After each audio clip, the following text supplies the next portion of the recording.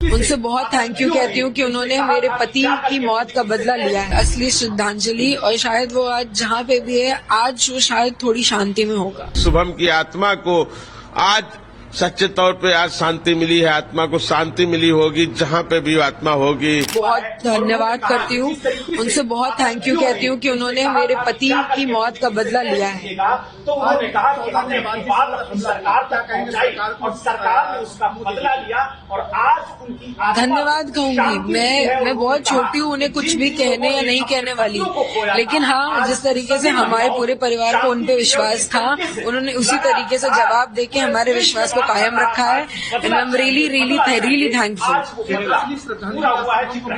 जिस तरह से आपसे आतंकी में बात बिल्कुल सर, असली श्रद्धांजलि, और शायद वो आज जहाँ पे भी है, आज वो शायद थोड़ी शांति में होगा। आज मैं रात 2 बजे से लगातार देख रहा हूँ और मैं सलाम करता हूँ अपने देश की सेना को और धन्यवाद अर्पित करता हूँ अपने देश के माननीय प्रधानमंत्री जी को, जिन्होंने देश की 140 करोड़ जनता के मन की बात को समझा, दिल के दर्द को समझा, उसके दर्द को समझा, उसके गुस्सा को समझा, और जिस तरह हमारी सशक्त सेनाओं ने अदम्य साहस और शौर्य के साथ पाकिस्तान में पल रहे आतंकवाद का विनाश करने का काम किया है, उसके लिए मैं सलाम करता हूं, मैं धन्यवाद अर्पित करता हूं हमारे देश की सरकार को। आज कहीं न कहीं जो शुभम की जिस तरह से शहादत पहलगाम, जी आज कहीं न कहीं शुभम को एक असली श्रद्धांजलि और एक कहा जाए शांति मिली। जी हाँ, बिल्कुल। आज हमारा परिवार जो इतने दिन से गम में था,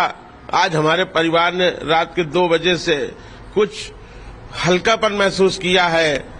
जो दिल में हमारे दर्द था, उस दर्द में हमारे मलहम लगा है, और निश्चित तौर पर मुझे ऐसा महसूस हुआ है कि शुभम की आत्मा को आज सच्चे तौर पे आज शांति मिली है, आत्मा को शांति मिली होगी जहाँ पे भी आत्मा होगी, उसने शांति का अनुभव किया होगा कि आज जिस तरह उसने देश के लिए बलिदान दिया था, उसका आज बलिदान व्यर्थ नहीं गया है। क्या कहना चाहेंगे सेना के लिए और सरकार? सेना के लिए तो मैं बारंबार सेना को मैं सलाम करता हूं, मैं धन्यवाद देता हूं हमारे देश के तीनों सशक्त सेनाओं के वीर जवानों को, जिन्होंने देश की रक्षा के लिए, देश की अस्मिता के लिए अपने धर्म का पालन करते हुए पाकिस्तान में बैठे हुए आतंकवादियों के आकाओं को विध्वंस करके विनाश कर दिया है उन राक्षसों का। मैं सेना को बारंबार सलाम करता हूं और मुझे उम्मीद है कि आने वाले समय में भी अगर किसी तरह की गलत हरकत पाकिस्तान ने करने की कोशिश की तो विध्वंस कर देंगे, विनाश कर देंगे उस आतंकवाद के आका को। मैं पहले दिन से सरकार से, माननीय देश के माननीय प्रधानमंत्री जी से मांग कर रहा था कि छोटी मोटी कार्रवाई से नहीं, मिलिट्री ऑपरेशन, सेना की कार्रवाई से ही इस तरह के राक्षसों का, इस तरह के दुष्टों का विनाश करके ही आतंकवाद पे काबू पाया जा सकता है। क्योंकि जिस भाषा को ये लोग समझते हैं, जिस भाषा में उनको जवाब देना चाहिए, आज उस भाषा में हमारे देश के प्रधानमंत्री जी ने जवाब दिया है, हमारे देश की सशक्त सेनाओं ने उनको जवाब दिया है। आज उन्होंने आतंकवाद के समूल नाश का शुरुआत कर दी है और निश्चित तौर पर मेरा मानना है कि अब आतंकवाद का समूल नाश ही करेंगे हमारे प्रधानमंत्री जी।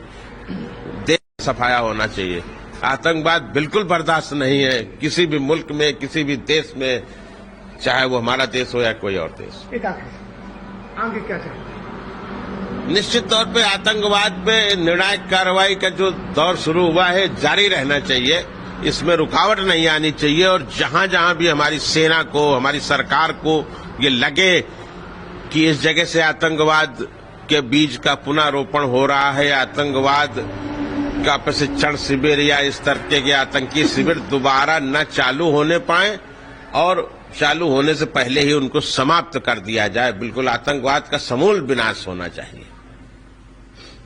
पूरे इस देश का 140 करोड़ देशवासी आज निश्चित तौर पर गर्व का अनुभव कर रहा है। आज उसकी पीड़ा में मलहम लगा है, आज उसके दर्द, उसके जख्मों में मलहम लगाने का काम किया है हमारे देश के माननीय प्रधानमंत्री जी ने, माननीय गृह मंत्री जी, माननीय रक्षा मंत्री जी। मैं सबको बारंबार धन्यवाद देता हूं और बारंबार अपने देश की सशक्त सेनाओं, सशक्त सैनिकों को सलाम करता हूं, उनके साहस के लिए, उनकी वीरता के लिए और उनके धर्म रक्षा के लिए, देश और राष्ट्र की रक्षा के लिए। Subscribe to One India and never miss an update.